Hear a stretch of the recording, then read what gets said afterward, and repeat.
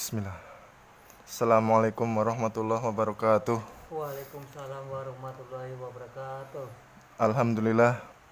Alhamdulillah yang ala ihsani wa syukurlahu ala taufiqi wa amtinani. Asyhadu an la ilaha illallah wahdahu la syarikalah ta'dziman li sya'ni. Wa asyhadu anna Muhammadan abduhu wa rasuluhu ta'ala itu.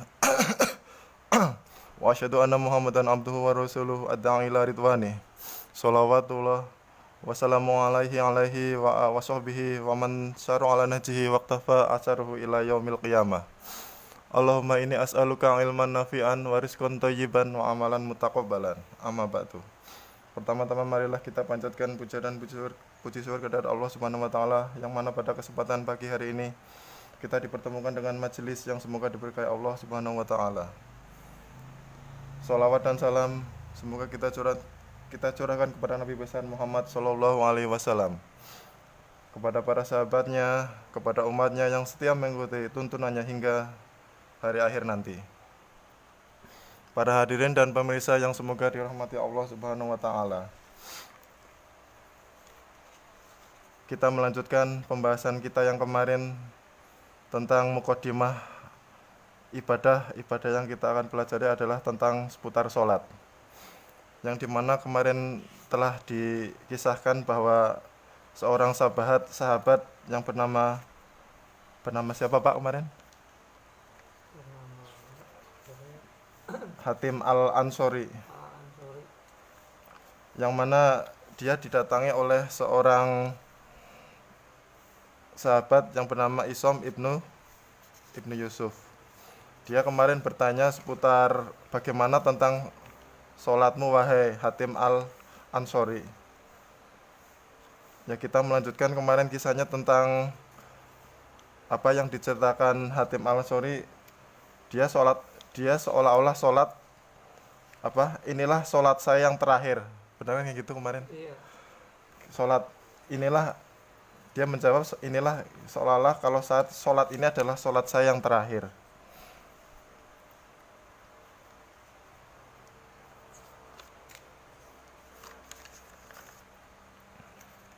Sebelum kita ke kisahnya, kita merujaah sebentar. Kemarin ayat yang sudah kita pelajari ayat kan tentang apa kemarin?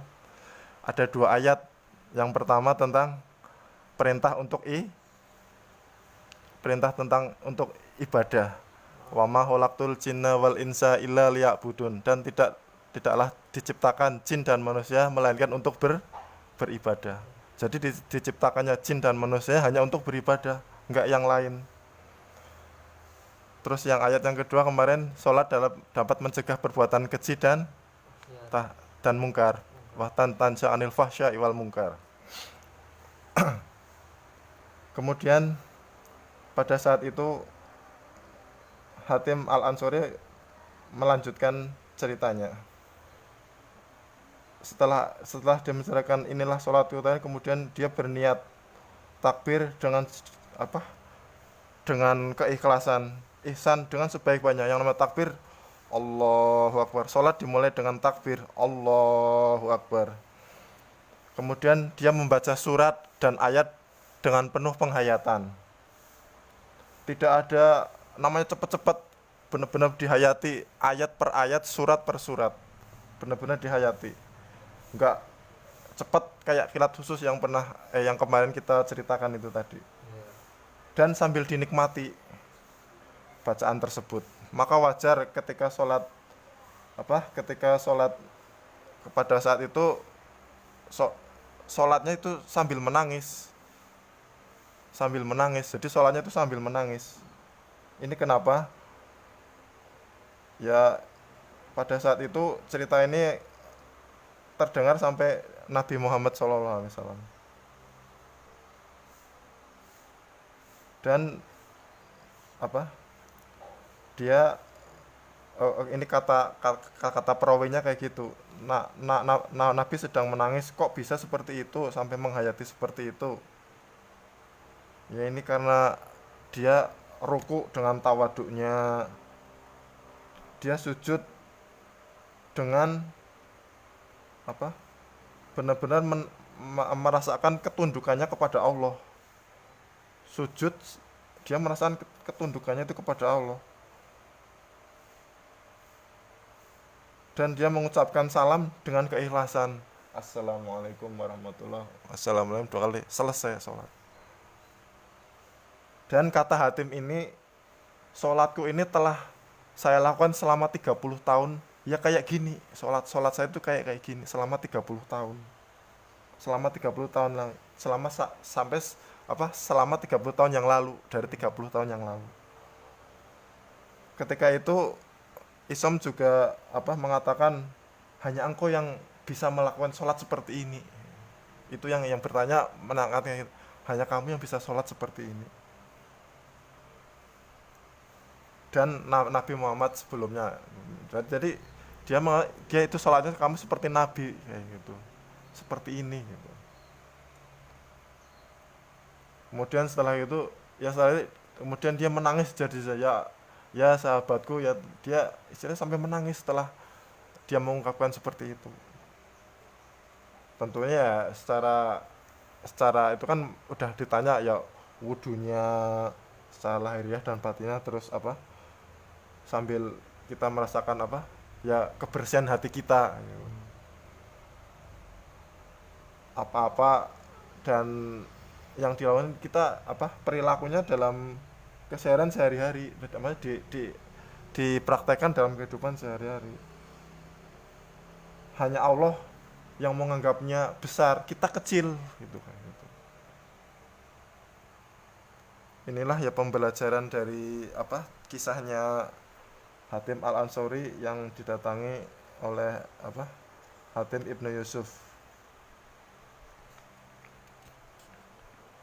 Pelajaran ini dan kisah itu tadi itu intinya bagaimana kita sholat sambil mentauhidkan Allah. Hanya Allah yang berhak kita sembah. Wa ma khalaqtul jinna wal insa. Hanya Allah yang kita sembah, enggak ada yang lain. Enggak menyembah jabatan, enggak menyembah bos, enggak menyembah orang yang lebih dihormati dari itu. Enggak perlu disembah. Hanya Allah yang berhak disembah.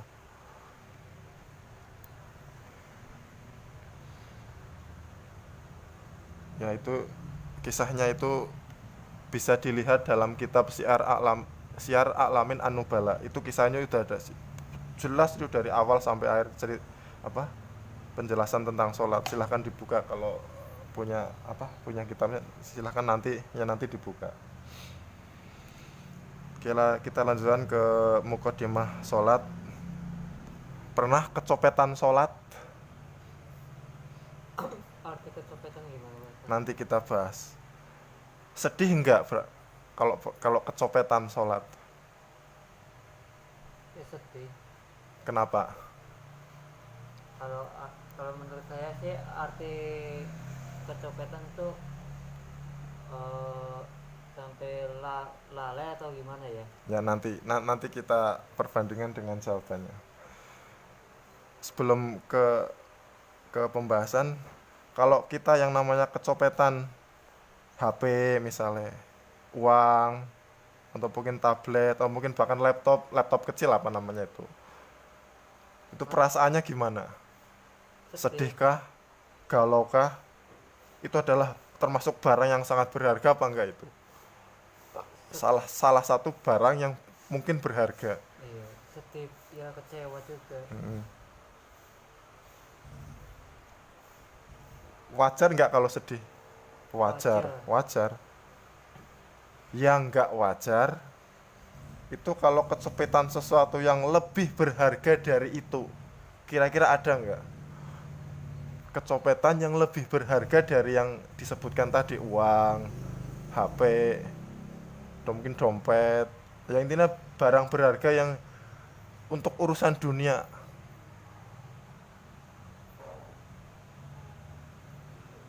Itu kenapa?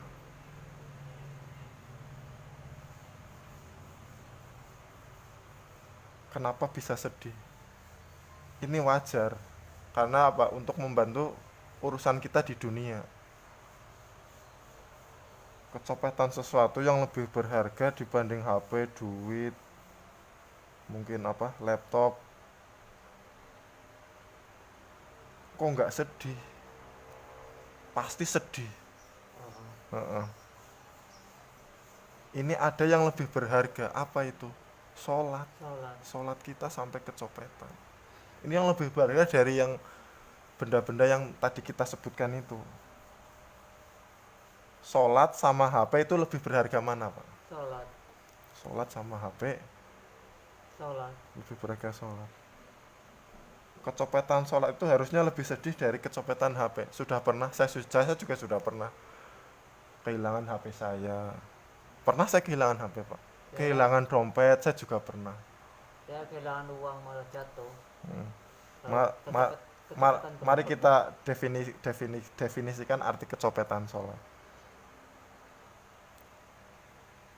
Sholat lebih berharga dibanding dengan dunia seisinya. Sholat apa itu, Pak? Sholat yang lebih berharga dibanding dunia seisinya. Roka'al fajri khairum minad dunya wa ma fiha. Sholat 2 rakaat sebelum subuh itu lebih berharga dari dunia seisinya. Sholat sunnah aja lebih berharga, apalagi lebih wajib, pahalanya lebih gede lagi. Sholat sunnah 2 rakaat sebelum subuh. Roka'al fajri khairum minad dunya wa ma fiha. Sering melakukan sholat 2 rakaat sebelum subuh? Sering. Alhamdulillah. Wong sholat sunnah aja lebih berharga dari dunia. Isinya dunia sih paling apa? Mobil, rumah, istri yang cantik. Itu kan cuman isinya di dunia itu. Jadi 2 rakaat sholat fajar itu lebih berharga dari dunia seisinya. Harusnya kita lebih sedih misalnya kita kehilangan salah satu sholat sunnah. Sedih nggak kayak gitu, Pak? Contoh kayak gini. Misalnya sholat sunnah itu ibarat duit 1.000 misalnya. Kalau sholat wajib ibarat duit 27.000 misalnya. Masa kehilangan 1.000 eman-eman apa ora? Eman-eman. Eman-eman sekali. Nah ini dijelaskan oleh Allah dan dalam hadisnya itu rokaatul fajri khairum minad dunya wa ma fiha. Jadi 2 rakaat sholat subuh lebih berharga dari dunia seisinya. Wong sholat sunnah aja fadilahnya dan keutamanya lebih lebih besar dari dunia, lebih misalnya keutamanya itu lebih dibandingkan itu lebih sangat lebih itu, apalagi sholat wajibnya gitu loh. Terus dalam suatu hadis Aisyah bertanya, apa isi yang beliau apa isi dari sholatnya Nabi. Aisyah itu bertanya, pernah itu ada riwayat dia mengatakan bagaimana sih sholatnya Nabi. Terus yang bertanya siapa? Aisyah. Kenal Aisyah radhiyallahu anhu, istrinya Nabi.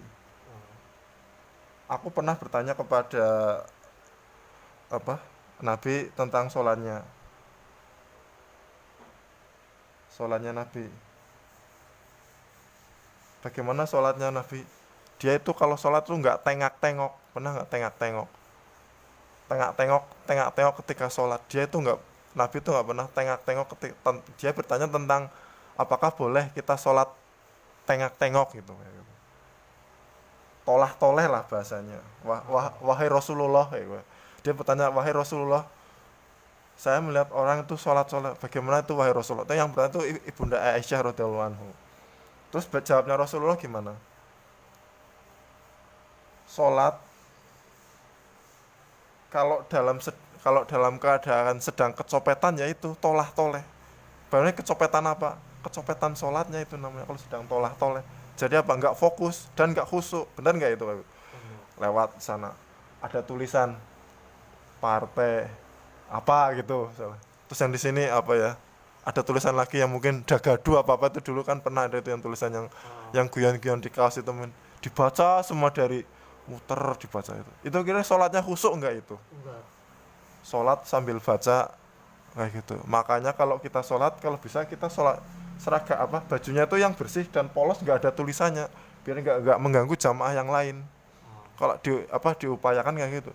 Kecuali yang emang orangnya nggak tahu atau mungkin belum ngaji ya kita kalau bisa kalau ngeliat itu ya nggak usah lihat lah, kita pandangannya ke tempat sujud, kecuali pas kita lagi tahiyat kita memandangnya ke saat kita lagi apa tahiyat itu, kecuali pas lagi tahiyat. Selain saat duduk tahiyat, kita pandangannya ke tempat sujud, ke Ka'bah, maksudnya ke tempat sujud kita. Biar apa? Mengantisipasi apa? Tolah-tolah itu tadi.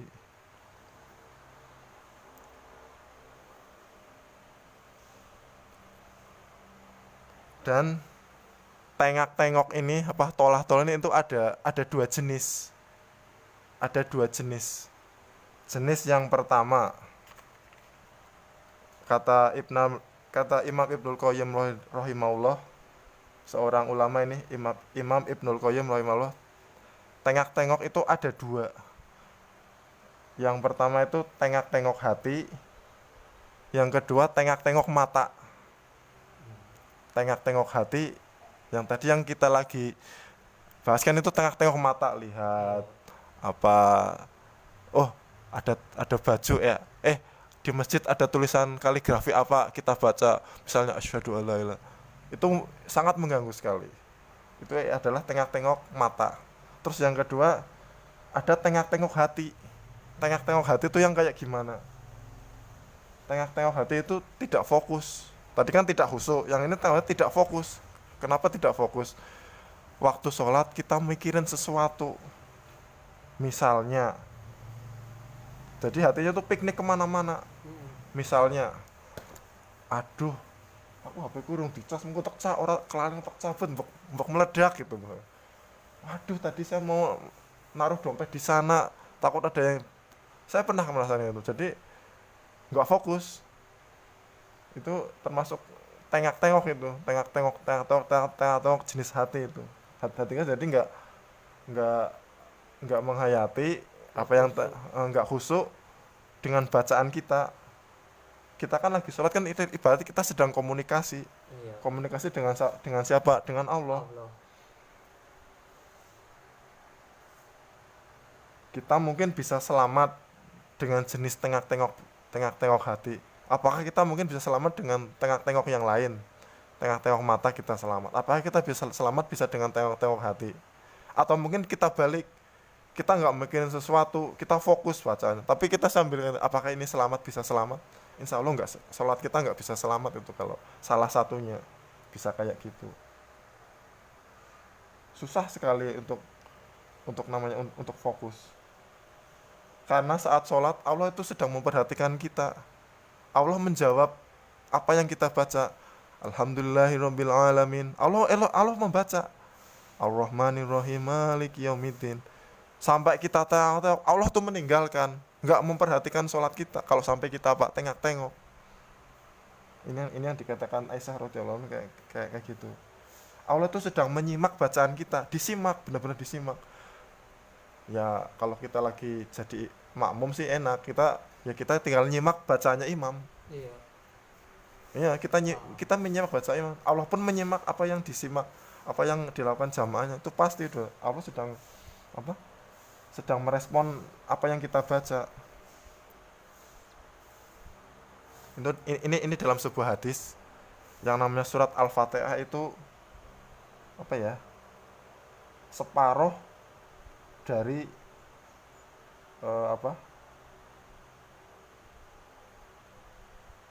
separuh dari bacaan Al-Quran.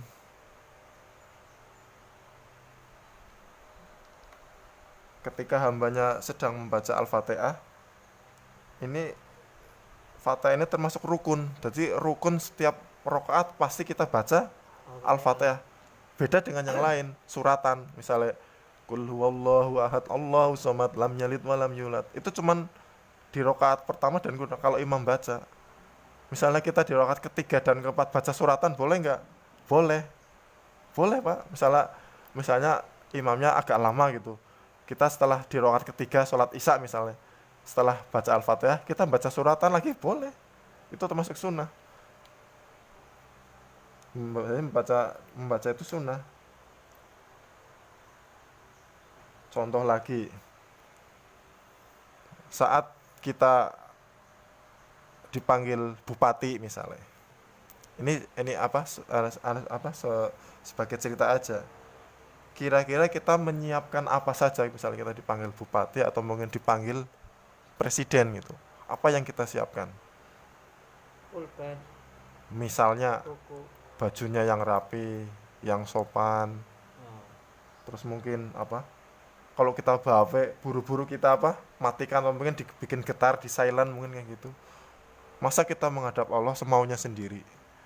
Ya nggak, menghadap bupati aja atau mungkin kita dipanggil presiden. Kalau adzan panggilan Allah, ini dipanggil presiden. Apa kita mau awis kadar bupati itu? Kita pasti kalau misalnya dipanggil bupati pasti kita mempersiapkan, misalnya ada janjian gitu.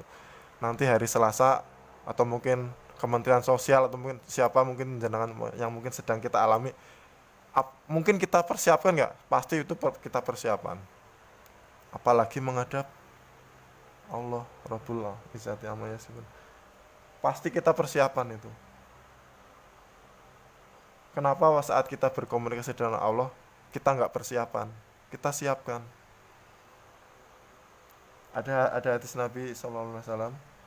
Allah itu senantiasa memperhatikan hambanya selama tidak tengak-tengok. Allah itu selalu senantiasa memperhatikan hambanya selama dia tidak tengak-tengok. Kalau dia tengak-tengok dalam sholat, yaitu tadi yang kita sebutkan, Allah tuh meninggalkan, dicuekin, udahlah, ngapain hambanya kayak gini, nggak fokus, nggak usuk, tinggalin. Sholat kita kira-kira dihitung nggak kayak itu?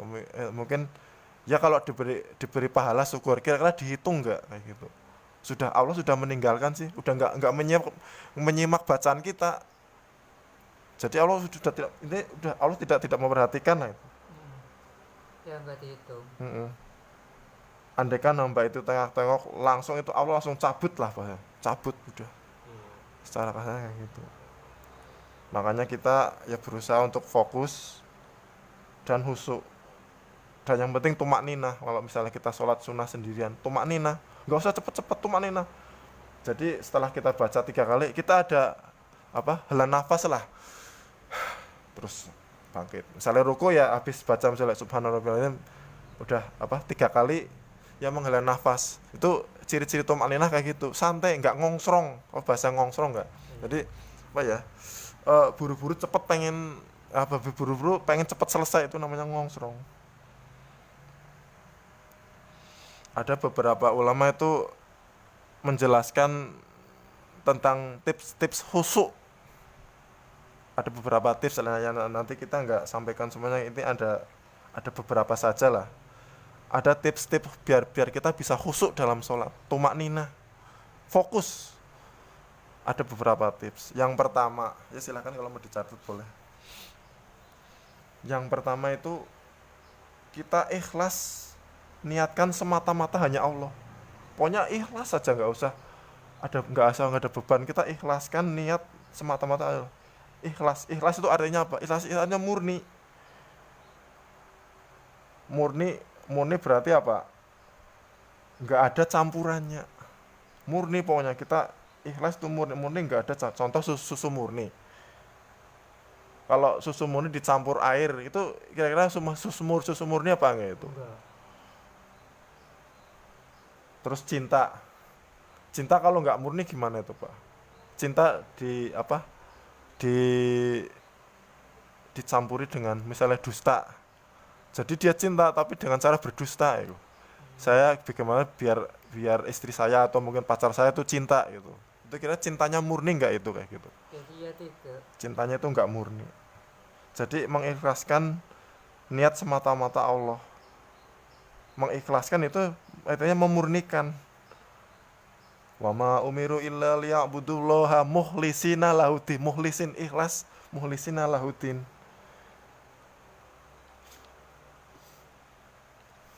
Niatnya kita niatkan secara ikhlas. Jangan hanya karena tuntutan jabatan kita sholat. Terpaksa kita sholatnya kita terpaksa. Pada awalnya sholat kita udah nggak niat tulus. Kira-kira sholatnya gimana tuh? Kita sholat karena terpaksa itu. Niatnya dari awal itu sudah terpaksa gitu. Rugi nggak itu, Pak? Ya rugi. Sangat rugi sekali. Memurnikan niat dalam sholat itu butuh perjuangan. Memurnikan sholat butuh sekali perjuangan. Mungkin di awal-awal kita sholat, di tengah-tengah kita sholat bisa khusyuk, tapi tiba-tiba ada gangguan, kebelat pipis kayak kemarin itu yang cerita Arab Baduy itu yang kencing di sembarang itu, ya nggak apa-apa, itu termasuk gangguan. Jadi kita fokus sholatnya nggak khusyuk dan nggak fokus, ya nggak apa-apa, kita daripada kita nggak fokus kita nahan, nggak fokus kan, makanya kita batalkan aja. Jadi benar-benar berusaha memurnikan, mengikhlaskan. Itu yang tips yang pertama. Jangan sampai sholat kita itu terpaksa, apalagi karena alasan itu tadi, karena ingin dilihat bos, karena ingin naik jabatan. Itu berarti nggak murni, itu nggak ikhlas, itu berarti nggak murni, nggak mengikhlaskan semata-mata kepada Allah. Itu tips yang pertama. Sekarang tips yang kedua. Tips yang kedua itu menghadirkan hati dengan keagungan Allah. Menghadirkan hati dengan keagungan. Kita ini sholat sedang menghadap siapa gitu loh. Jadi kita menghadapkan kita sholat itu sedang menghadap siapa. Seperti tadi kalau kita menghadap bupati, kita itu pasti siap-siap akan cari baju yang terbaik. Mungkin sepatunya disemir, kalau ketemunya di kantor sih. Atau mungkin kalau kita ngomong pun hati-hati, jangan sampai kita salah etika atau mungkin salah adab. Begitu jangan sholat, adabnya kita perhatikan. Sholatnya yang bagus, pakai minyak wangi. Masa sholat bau kecut, kan kasihan jamaah yang lain. Kayak paling diomong, kayak wong sholat aduh sapora sih, itu orang mandi apa enggak, kasihan jamaah yang lain. Itu etika. Apalagi ketemu bupati aja, kita jangan sampai salah ngomong. Terus sholat itu yang memanggil siapa? Yang memanggilkan Allah dengan adzan. Yang memanggil itu Allah. Jangan sampai kita telat, apalagi mengcancel, membatalkan. Wong kita mau ketemu bupati aja, saya membatalkan, saya lebih penting itu, saya ada ketemuan dengan teman, besok nanti aja, kita ketemuannya besok, kita cancel. Apalagi kita dengan Allah sudah ada janji nanti jam asar kita sholat. Apa mau kita mau membatalkan sholat kita? Kan nggak mungkin. Yang memanggil siapa? Yang memanggil adalah Rob semesta alam, Rob penguasa seluruh manusia, Rob penguasa Indonesia, Rob yang menguasai presiden, Rob yang bisa menghancurkan gunung sekalipun, yang maha agung, yang maha segalanya. Kalau kita sholat, anak kita tinggalkan, istri kita tinggalkan. Kalau kita sholat, tentu saja kita tinggalkan. Semua urusan dunia kita tinggalkan. Yang lagi ngecor, yang lagi bangun rumah, yang lagi kantor, yang lagi ngonter, kita tinggalkan sementara. Jam 12 waktunya sholat duhur, kita tinggalkan. Kita dalam kekuasaan Allah itu, dalam waktu sholat itu yang tadi.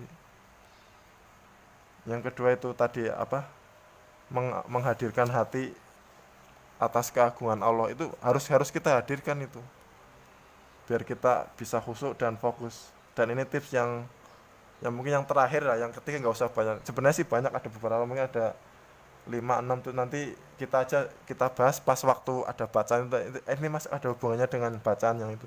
Ini yang ketiga saja ini.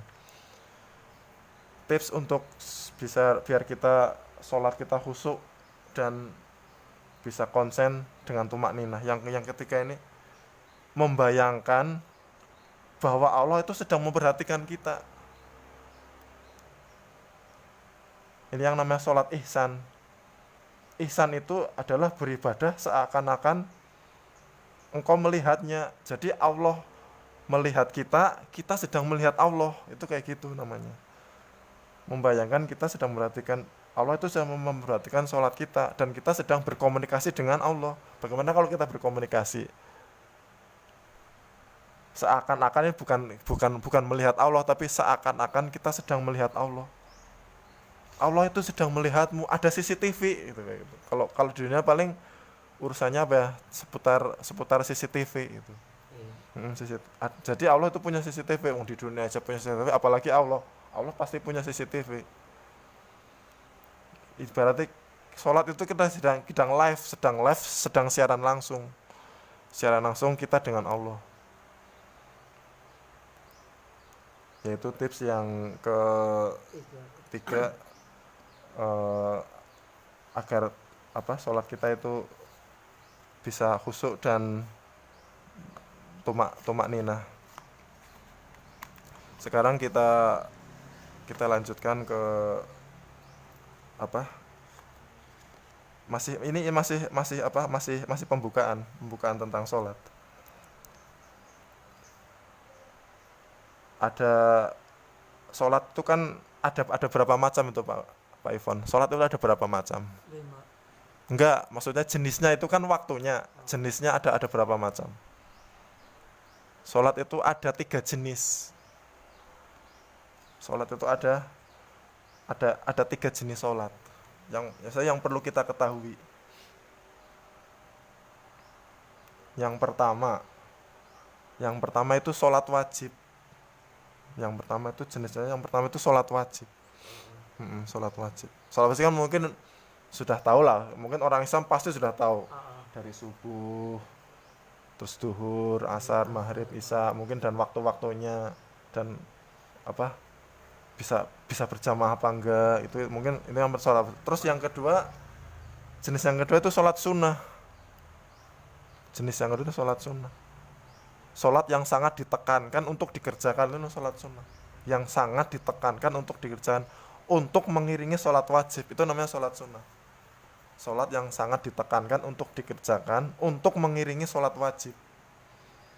Misalnya, ada yang bisa ngasih contoh? Contohnya sholat sunat itu apa?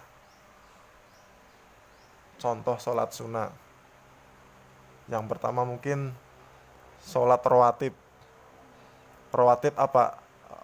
Rawatib itu sholat qobliyah ba'diyah. Pernah melakukan sholat qobliyah ba'diyah? Jadi sholat sebelum sholat wajib dan sesudah sholat wajib. Ada nggak yang sebelum sholat itu ada yang sholat? Terus ada nggak sholat setelah sholat wajib? Sholat sunnah, ada nggak? Nah itu namanya sholat rawatib. Rawatib, sholat sunnah sebelum 2 rakaat atau 4 sebelum dan sesudah, itu namanya sholat rawatib. Lah sholat itu apa aja? Banyak Pak sholat rawatib. Ada 2 sholat rawatib yang tidak boleh dikerjakan. Apa itu Pak? 2 waktu, bukan 2 jenis. Jadi ada 2 waktu yang tidak boleh dikerjakan. Contoh, 2 rakaat sesudah sholat subuh, itu enggak ada sholat rawatibnya Pak. Jadi setelah sholat subuh enggak ada sholat lagi, enggak ada. 2 rakaat setelah sholat subuh itu enggak ada. Adanya apa? Sholat duha, nanti setelah matahari udah muncul. Jadi kalau dalam hadis itu pada saat anak onta itu mulai kepanasan, itu dalam hadis. Anak onta bisa berdiri apalah itu anak onta udah mulai itu waktu mulai sholat duha. Itu waktunya sholat duha. Sampai apa? Ya nanti sampai sebelum adzan duhur. Terus apalagi sholat yang dilarang, yang nggak boleh untuk sholat. Yang kedua itu setelah sholat asar. Itu nggak ada sholat sunnah rawatib, itu nggak ada. Jadi biar nggak bingung, itu setelah matahari terbit atau matahari terbenam itu nggak ada sholat sunnah rawatib, itu nggak ada. Jadi selain itu ada, bisa 2, bisa 4. Bisa 2, bisa 4. Tapi yang 4 yang disyariatkan itu setelah duhur itu 4. Kalau bisa 4, 2 ya boleh. Jadi ada sekitar 12 sholat rawatib sebelum dan sesudah sholat wajib. Sebelum sholat itu tadi 2 rakaat. Sholat sunnah kan bebas, mau dikerjakan boleh. Kalau dikerjain itu mendapat keutamaan. Itu sholat rawatib. Ini contoh sholat sunnah yang selanjutnya itu sholat tarawih atau tahajud. Itu juga sholat sunnah, itu masuknya sholat sunnah. Pernah sholat tarawih Bapak? Pernah ikut sholat tarawih? Alhamdulillah. Itu sholat sunnah itu. Jadi misalnya kita nggak ikut sholat tarawih, dosa apa enggak? Kalau kita nggak ikut sholat tarawih, dosa apa enggak? Enggak dosa. Cuman pahalanya hilang. Ibarat ada uang kita nggak dapat, eman-eman gitu kayak gitu. Itu termasuk sholat sunnah itu, sholat tarawih. Terus sekarang yang ketiga, jenis-jenis sholat sunnah yang ketiga itu sholat sholat apa Pak Ivan? Misalnya sholat sunnah yang pernah pernah pernah dilakukan, sholat apa? Contoh-contoh sholat sunnah. Yang ketiga contohnya sholat tahiyatul masjid. Apa itu sholat tahiyatul masjid? Sholat untuk menghormati masjid. Itu sholat tahiyatul. Jadi begitu kita masuk masjid, kita sholat 2 rakaat. Itu namanya sholat tahiyatul masjid. Sholat untuk menghormati masjid. Terus rakaatnya berapa? 5 atau 10 atau cuman 2? Berapa rakaatnya? Cuman 2 rakaat. Sudah menghormati masjid. Sholat tahiyatul, itu sholat contoh-contoh sholat sunnah untuk menghormati itu sholat tahiyatul masjid. Ada lagi sholat sunnah contohnya, mungkin ada yang tahu? Sebenarnya banyak ini. Ya mungkin yang kita jelaskan yang mungkin yang sudah orang pasti tahu. Sholat Id itu sholat sunnah itu. Sholat apa? Sholat 2 hari raya, Idul Fitri dan itu sholat sunnah itu. Salah contoh-contoh sholat sunnah. Jadi sholat 2 hari raya, sholat Aidain, 2 Aid.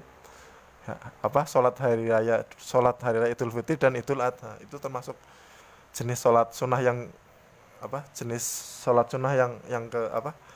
contoh jenis-jenis sholat sunnah. Yang kedua itu sholat sunnah. Ada lagi banyak. Bisa menyebutkan tahajud juga sholat sunnah. Nah sekarang sholat sunnah kalau kita sebutkan banyak lah, nanti gampang, kita sambil jalan sambil kita jelaskan apa itu sholat sunnah, nanti pelan-pelan itu komplit, udah satu paket yang nama sholat, semua sholat kita bahas nanti, semua sholat kita bahas. Terus sekarang yang ketiga, sholat yang terlarang. Jenis yang ketiga itu sholat yang terlarang.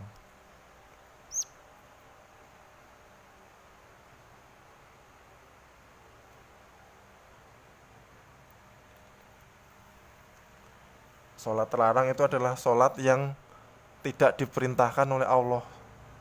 Itu namanya sholat terlarang. Dan tidak ada dalil, nggak ada dalilnya. Kenapa terlarang? Soalnya sholat ini tuh Allah tidak memerintahkan. Bisa ngasih contoh Pak, sholat terlarang, sholat yang dilarang itu. Contohnya contoh yang gampang aja. Saya berjanji nanti setelah saya naik jabatan, saya mau sholat sunnah 2000 rakaat gitu misalnya gitu. Saya mampu gitu. Saya berjanji nanti setelah saya naik jabatan, saya mau sholat 2000 rakaat gitu. Saya berjanji. Misalnya apa? Biar pahalanya banyak. Itu nggak boleh Pak itu. Berjanji sholat yang kayak gitu itu nggak boleh. Walaupun niatnya sholat sunnah, itu kan janji kan, itu misalnya janji kayak gitu ditunaikan apa enggak? Setelah tahu ngaji, aduh, aku bingung. Aku janji mau setelah naik jabatan dia ngaji kan. Tahu, waduh, dulu aku pas aku naik jabatan. Kira-kira sholat kayak gitu nggak boleh nggak boleh dikerjakan. Setelah dia ngaji, saya nggak usah, tak batalkan. Gimana cara membatalkannya?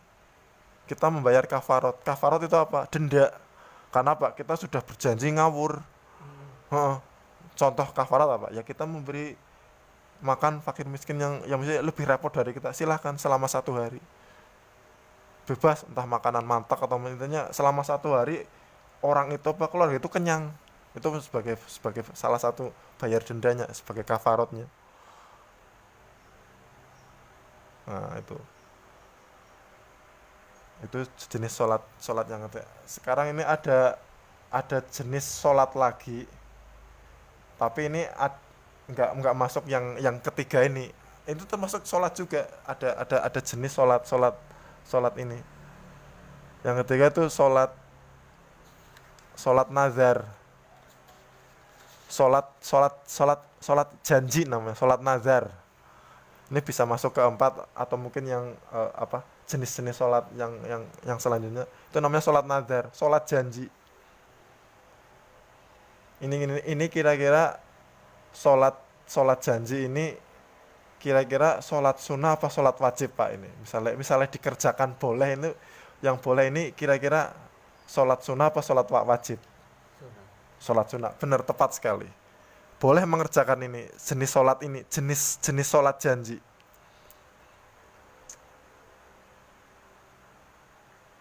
Contohnya gimana? Kayak gini contohnya. Saya nanti kalau dapat uang atau mungkin dapat rezeki 100 juta, saya akan sholat duha selama sebulan berturut-turut. Boleh nggak janji kayak gitu? Itu boleh. Ini contoh saja. Jadi janji saya akan mengerjakan sholat sunnah, tapi sholat sunnah yang sudah diperintahkan itu namanya sholat nanti. Saya berjanji itu harus dikerjakan. Tapi kalau nggak dikerjakan itu membayar kafarah denda biasa itu. Jadi kan tadi yang ketiga itu janji tapi yang nggak dibolehkan. Kalau yang ini sholat nadar itu sholat yang janji tapi yang diperbolehkan, itu bedanya itu. Jadi sholat misalnya kayak gitu, itu contoh saja lah ya. Janji saya sholat janji lah, sholat janji itu boleh yang sholat itu. Saya kalau misalnya dapat istri lagi misalnya itu, saya akan ngajak istri saya sholat jamaah tahajud berturut-turut selama 7 hari misalnya, itu boleh kayak gitu. Jadi setelah pengantenannya itu kita sholat tahajud bareng gitu sama istri kayak gitu. Itu boleh kayak gitu, sholat kayak gitu. Itu termasuk sholat yang janji kayak gitu. Ya, untuk jenis-jenis sholat kita cukupkan sampai itu. Sekarang kita kembali ke sholatnya itu, pembukaan tentang sholat. Di dalam kita mengerjakan sholat, tentu kita ada misalnya halangan-halangan apa saja sih yang kita bisa diperbolehkan untuk tidak sholat. Apa itu judulnya? Jadi semacam uzur, halangan-halangan apa saja kita tidak boleh kita tidak mengerjakan sholat wajib. Ada beberapa uzur kita tidak mengerjakan sholat berjamaah wajib di masjid. Yang pertama, apa penghalang yang pertama? Yang pertama adalah saat ketika hujan deras. Saat kita sholat hujan deras, kalau kita berangkat ke masjid basah kuyup, kedinginan, kita sakit, itu hujan deras termasuk salah satu penghalang uzur. Kita diperbolehkan untuk tidak menghadiri sholat jamaah di masjid. Yang pertama itu hujan deras, misal hujan deras banget, begitu deras, begitu lebat, mungkin kalau dari ini air tuh kalau banjir segini bisa banjir ini kalau air deras segini gitu. Itu boleh kita sholat di rumah. Ada panggilan azan, Allahu Akbar, Allahu Akbar. Waduh, deras banget ini. Sampai koma tak tungguin. Allahu Akbar, Allahu Akbar, asyhadu an la ilaha illallah. Kok hujan malah tambah deras? Ya sudah, kita nggak usah ke masjid, kita sholat di rumah. Itu termasuk halangan syar'i, halangan langsung dari Allah. Soalnya apa? Kalau kita diupayakan pakai payung, silakan pakai payung. Tapi nyari payung nggak ada, jaket nggak ada. Waduh, nggak ada ini. Saya mau berangkat, aku juga lagi greges-greges, lagi demam misalnya. Kalau aku berangkat sholat, tambah penyakitku malah tambah parah, atau mungkin lagi gudigen, lagi gatal-gatal misalnya. Wah, ini kalau kena air ini penyakitku tambah nggak kering-kering ini misalnya. Itu boleh. Itu nggak menghadiri sholat. Jadi istilah tambah bahayanya lebih, istilah mudaratnya lebih besar daripada manfaatnya sih. Itu boleh kita menghadiri sholat nggak menghadiri sholat jamaah di masjid karena yang halangan itu yang pertama karena hujan. Terus sekarang yang kedua apa Pak Ifon? Mungkin tahu? Yang kemarin sudah kita pelajari. Yang kedua apa? Saat perjalanan atau safar. Saat perjalanan jauh, bukan perjalanan sini Monoyoso, bukan, itu kan perjalanan pendek. Saat perjalanan jauh alias safar, itu boleh kita nggak sholat di masjid, sholat sendiri itu boleh. Atau mungkin ngajak misalnya sama yang boncengan, kita berdua aja, nggak sholat di sholat dimanapun, di rumahnya saudara kita atau mungkin di jalan itu boleh. Sholat dalam perjalanan itu sholat safar. Terus yang ketiga, halangan yang ketiga, saat operasi misalnya, itu boleh, itu masuk halangan, salah satu uzur lah, salah satu uzur sholat tidak di masjid. Ada lagi yang keempat, sholat saat ada tamu. Gimana bahasanya Pak? Saat ada tamu, saat apa? Saat sedang dihidangkannya makanan, saat kita bertamu, kayak gitu Pak. Bahasanya gimana itu? Ya pokoknya kayak gitu. Jadi kayak gini. Allahu Akbar, Allahu Akbar. Tuan rumah ngadeng, Pak silahkan makan dulu. Ini udah saya siapkan nasinya, sayurnya, lauknya, bahkan pacetannya komplit satu meja. Ayo Pak silahkan, kita ke belakang, kita makan. Jadi apa? Sholat untuk menghormati tamu saat menghormati itu boleh kita. Jadi apa? Kita selesaikan hajatnya, kita makan dulu. Setelah selesai kita uman atau enggak uman sama-sama, kita berangkat. Kalau uman yang berangkat, kalau enggak ya sholat sendiri. Sholat apa? Sholat untuk itu. Saat datang makanan, kita boleh sholat kayak gitu boleh. Sholat apa? Menghormati tamu dan sudah siap-siap, masa kita tinggalkan. Itu termasuk alangan juga, itu boleh. Kita tidak menghadiri sholat jamaah di masjid. Contoh yang selanjutnya nanti saja kita cukupkan itu saja. Banyak soalnya halangan-halangan yang bisa kita tidak menghadiri sholat jamaah. Sementara itu saja dulu. Selanjutnya kita yang terakhir ini pembukaan sholat yang terakhir.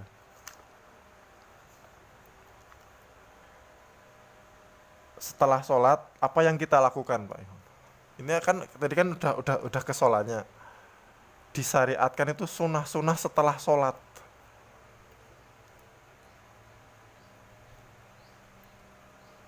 Apa yang kita lakukan setelah sholat? Apa sholat udah? Kalau udah sholat udah gitu aja, selesai tugas kita, sudah ibadah kita, udah. Masih ada ibadah-ibadah alias syariat yang diperintahkan Rasulullah dan yang diperintahkan Allah Subhanahu kepada Rasulullah SAW, itu masih ada itu. Setelah sholat masih ada ibadah lagi. Apa itu? Contoh yang pertama, zikir sesudah sholat. Zikir sesudah sholat. Zikirnya itu nanti kita bahas satu-satu. Dari mulai kita istighfar 3 kali.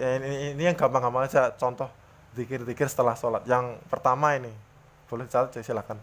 Yang pertama itu kita yang gampang aja, zikir yang gampang aja, nggak usah yang sulit-sulit, nggak usah ngikutin imam. Imam juga punya hajat sendiri, kita punya hajat sendiri. Jadi zikir sesudah sholat itu bebas Pak. Bebasnya kenapa? Nggak perlu ikut jamaah zikirnya imam. Kita misalnya hajat kita udah selesai, udah kita boleh pulang. Nah, contoh ini yang gampang aja. Setelah sholat, apa yang kita zikirkan? Yang pertama, istighfar 3 kali. Istighfar 3. Astagfirullah. Itu zikir yang pertama. Terus zikir yang kedua, mengucapkan subhanallah 33 kali. Subhanallah, subhanallah, subhanallah, subhanallah, subhanallah. Sampai 33 kali. Pakai apa Pak Ivon? Pakai tasbih? Cukup pakai tangan kita menghitung ini. Subhanallah, subhanallah, subhanallah, subhanallah. Subhanallah, subhanallah. Sebanyak berapa?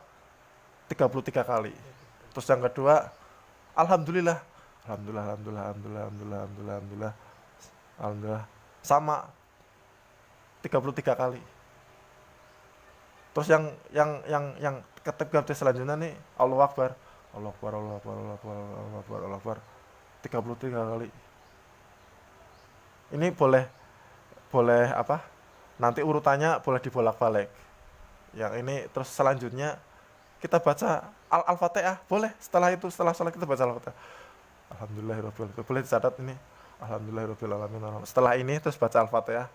Alhamdulillahirabbil alamin. Enggak usah berapa kali, satu kali cukup. Udah, satu kali Al-Fatihah. Terus dikirnya apa lagi? Yang ke selanjutnya baca ayat kursi. Hafal ayat kursi, Pak? Allahu la ilaha wal hayyul qayyum la ta'khudhuhu sinatun wa la nawm lahu ma fis samawati wa fil ardi man dzalladzi yashfa'u indahu illa bi idzni sampai ya Allah aliyul azim. Itu boleh setelah kita sholat, zikirnya itu aja, nggak usah ngikutin imam. Nah, setelah itu boleh kita berdoa, Pak. Ya Allah, semoga doa sesuai hajat, doa apa? Berdoa sesuai hajat kita, doa sesuai hajat. Nggak berdoa pun boleh, Pak. Setelah zikir ini, misalnya kita nggak berdoa, pulang juga boleh. Nggak berdoa itu setelah zikir ini baca ayat kursi. Kita pulang boleh, udah selesai untuk waktu sholat asar, kita selesai pulang gitu. Udah, maksudnya gak usah ikut imam gitu, misalnya imam mau dikira apa, terserah gitu, kayak gitu. Terus ini kan tadi yang dikir kan. Terus yang kedua, apa? Amalan setelah sholat wajib. Yang kedua, sholat sunnah. Kan ada tadi sholat sunnah 2 rakaat atau 4 rakaat sesudah sholat wajib, ada kan tadi. Nah itu silahkan dikerjakan. 2 boleh, 4 boleh. 2 rakaat boleh, 4 rakaat boleh. Silahkan kerjakan. Suratannya apa? Yang kita hafal, misalnya hafalnya cuman Qul a'udzu birabbin nas, malikin nas, ilahin nas, sama Qul huwallahu ahad, Allahu somad. Itu aja boleh, silahkan. Enggak usah apa ayat sing susah-susah, misalnya An-Naba itu juz 30 yang awal itu amma yatasaalun 'anin naba'il 'adzim alladzi hum fihi mukhtalifun. Cuma 3 ayat itu boleh, Pak. Jadi baca surat tapi enggak selesai itu boleh. Contoh An-Naba kan ada berapa ayat? 40 lebih lah misalnya. Kita cuma baca 3 ayat itu boleh. Jadi enggak dibaca selesai, misalnya cuma 3 ayat aja. Amma yatasaalun 'anin naba'il 'adzim alladzi hum fihi mukhtalifun. Itu boleh cuma 3 ayat, kita selesai. Atau mungkin ayat kursi itu kan dalam surat Al-Baqarah itu dibaca suratan satu ayat itu boleh, Pak. Misalnya Alhamdulillahirabbil alamin arrahmanirrahim maliki yaumiddin iyyaka na'budu wa amin. Terus baca ini Allahu la ilaha illa wal hayyul qayyum sampai awal alim. Itu ayat kursi boleh dibaca saat sholat. Itu kan cuma 1 ayat itu. Itu ayat kursi diambil dalam surat Al-Baqarah ayat 208. Itu boleh dibaca saat sholat. Cuman 1 ayat, bukan 1 surat full, bukan. Jadi sholat itu bukan baca surat, tapi baca ayat. Nah itu dalam surat kan nggak mesti ada beberapa ayat. Al-Ikhlas ada berapa ayat. Al-Baqarah itu surat ayatnya paling banyak itu, Pak. Terbanyak di dalam Al-Quran. Al-Baqarah itu suratnya terbanyak dalam Al-Quran. Boleh dibaca semua? Boleh, kalau mampu silakan. Misalnya sholatnya banget berkhusyuk, udah hafal, baca Al-Baqarah dalam sholat tahajud misalnya, full boleh, silakan kalau mampu. Tapi baca 1 ayat pun boleh, 2 ayat pun boleh, 3 ayat pun boleh. Tapi ya jangan terlalu pelit-pelit banget, misalnya mentang-mentang baca 1 ayat boleh, baca Alif Lam Mim itu 1 ayat dibaca itu boleh. Apa kita pelit banget kayak gitu? Walaupun boleh, apa mau kayak gitu? Misalnya Yasin itu juga boleh kayak gitu. Apa mau kayak gitu? Itu juga boleh. Apa kita mau baca surat pelit-pelit amat? Ya walaupun boleh ya, kalau kita misalnya udah ngaji, udah hafal Al-Quran, masa kayak gitu kan nggak mungkin kan. Nah walaupun boleh itu ya jangan satu ayat lah, masa ya kalau bisa ya sambil murojaah. Misalnya kita lagi ngapalin surat juz 29 ayat pertama misalnya Al-Mulk misalnya. Tabarakalladzi biyadihil mulku wa huwa ala kulli syai'in qadir. Alladzi khalaqal, ya kita baca pas waktu sholat aja. Jadi sambil mengetes hafalan kita, kita praktekkan dalam sholat sunnah. Jadi keutamaan sholat sunnah itu apa? Buat ngetes hafalan kita. Maksudnya buat ujian kita. Ujian apa? Ujian hafalan kita. Kita udah hafal Al-Ikhlas, An-Nas, Al-Ikhlas. Terus besok lanjut baca Al-Kafirun. Qul ya ayyuhal kafirun la a'budu ma ta'budun. Terus lanjutnya besok surat apa? Idza jaa nasrul wal fath. Terus ayatnya apa? Tabbat yada abi lahabi wa tab. Ya kita murojaah enggak di sholat wajib, di sholat sunnah kita. Buat apa? Kesempatan itu buat ngetes hafalan kita. Hafalan kita sampai mana? Kita ujikan diri sendiri pada saat apa? Pada saat sholat sunnah kita. Sholat sunnah kan banyak, bebas. Ada sholat tahajud, sholat duha, sholat rawatib itu tadi 2 rakaat, sholat tahiyatul masjid, kita begitu masjid, kita buat ngetes hafalan kita. Hafal misalnya sekarang kan apa sih yang nggak bisa, misalnya kita belum bisa baca Arabnya kan, di sebagian Quran kan ada tulisan Latinnya, itu boleh mungkin kita baru belajar, kita baca surat Latinnya itu ya boleh. Yang penting kita sambil belajar baca Arabnya, jadi kita sambil hafalan baca ini itu boleh. Mungkin namanya baru belajar, Allah kan tidak menilai bagus dan tidaknya itu. Yang penting dianya mau belajar. Walaupun ntar salah itu wajar. Kalau benar nilai 2, kalau salah nilai 1. Masih ada nilainya walaupun kita lagi belajar. Kayak gitu, Pak. Masa ya kita tidak memanfaatkan waktu yang Allah berikan. Waktu kita kan diberi Allah kan selama 24 jam lah misal. Kalau kita ingin nabung kan itu suatu kesempatan yang luar biasa, nggak bisa kita manfaatkan, kita sia-siakan, gimana itu, Pak? Kan sayang. Ada sholat sunnah kita lewatkan. Padahal berangkatnya pagi, nomor sebelum adzan sudah datang, itu kan luar biasa, Masya Allah, Pak. Sebelum adzan sudah datang, masuk masjid, sholat tahiyatul masjid. Terus sholat rawatib, belum adzan udah sholat. Tapi sebaiknya kalau sholat rawatib itu setelah adzan, Pak. Setelah adzan kita sholat 2 rakaat sebelum sholat itu 2 rakaat. Kalau bisa setelah adzan kita sholat sunnah. Lah kalau sholat tahiyatul masjid bebas. Sebelum adzan boleh, setelah adzan boleh. Ya itu aja untuk pertemuan pada pagi hari ini. Kita cukupkan sekian. Bisa diambil kesimpulan bahwa apa saja yang kita ketahui pada saat sholat wajib itu banyak sekali. Kalau saya bisa ngasih pembukaan mukodimah itu, buat pembukaan itu bisa sampai segini, nggak cukup kalau saya baca hadisnya. Kalau saya baca kalau saya baca semuanya satu persatu itu nggak cukup 2 hari 3 hari, Pak. Bisa mungkin 1 bulan kalau maksudnya secara detail gitu. Baru pembukaan aja itu belum masuk ke sholatnya. Apalagi setelah sholatnya masih banyak lagi itu yang istilahnya yang perlu kita pelajari. Belum lagi sunnah-sunnahnya. Belum lagi kesalahan apa saja itu yang nggak boleh. Kesalahan dalam sholat itu banyak, Pak. Kesalahan itu perlu kita banyak lagi itu. Yang terakhir itu yang namanya bid'ah baru, istilah apa? Syariat baru yang dikerjakan orang zaman sekarang, tapi dikerjakan itu loh. Nggak boleh dikerjakan, tapi dikerjakan. Itu juga perlu kita pelajari, itu nanti terakhir. Kalau udah istilah fokusnya udah selesai, kita belajar yang masih ada hubungannya dengan sholat itu nanti aja terakhir. Ya kita cukupkan sekian karena waktu sudah pas kali jam 8 itu belajar kita udah 1 jam. Kita cukupkan dengan doa kafaratul majelis. Subhanakallahumma wa bihamdika asyhadu an la ilaha illa anta astaghfiruka wa atubu ilaih. Assalamualaikum warahmatullahi wabarakatuh.